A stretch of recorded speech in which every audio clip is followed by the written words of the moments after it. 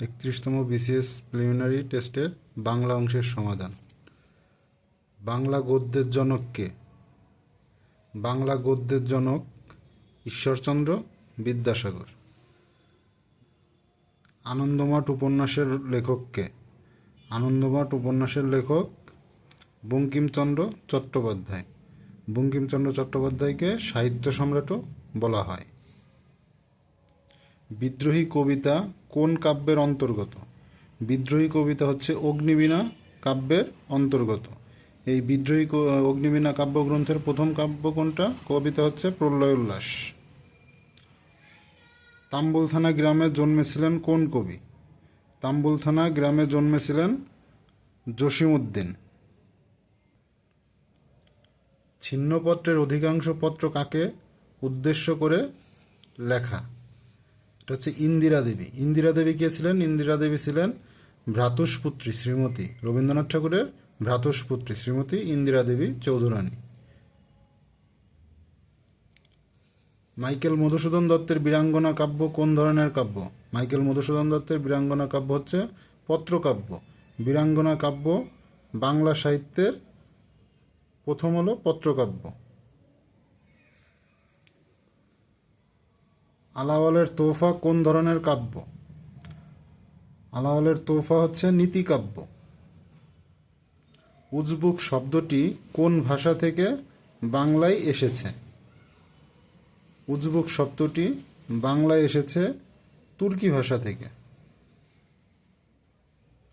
সমাসবদ্ধ শব্দ আনত কোন সমাসের উদাহরণ?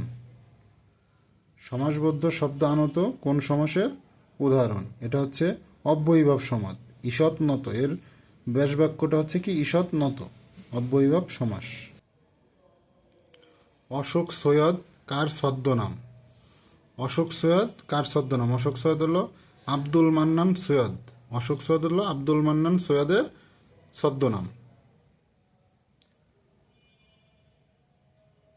সন্ধি সাধিত শব্দে পরস্পর কোন ধরনের সন্ধির দৃষ্টান্ত? এটা হচ্ছে নিপাতনে সিদ্ধ সন্ধি।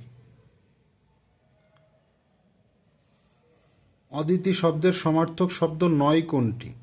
অদিতি শব্দের সমার্থক শব্দ নয় কোনটি? অদিতি অর্থ কি? অদিতি অর্থ হলো পৃথিবী। তাহলে পৃথিবীর সমার্থক শব্দ নয় হচ্ছে নীর। নীর শব্দের অর্থ হচ্ছে পানি, জল অথবা বাড়ি। পরাগলি মহাভারত খ্যাত গ্রন্থের অনুবাদকের নাম কি? পরাগলি মহাভারত খ্যাত গ্রন্থের অনুবাদকের নাম হচ্ছে কবীন্দ্র পরমেশ্বর। বটতলার উপন্যাস গ্রন্থের লেখকের নাম কি? বটতলার উপন্যাস গ্রন্থের লেখকের নাম হচ্ছে রাজিয়া খান।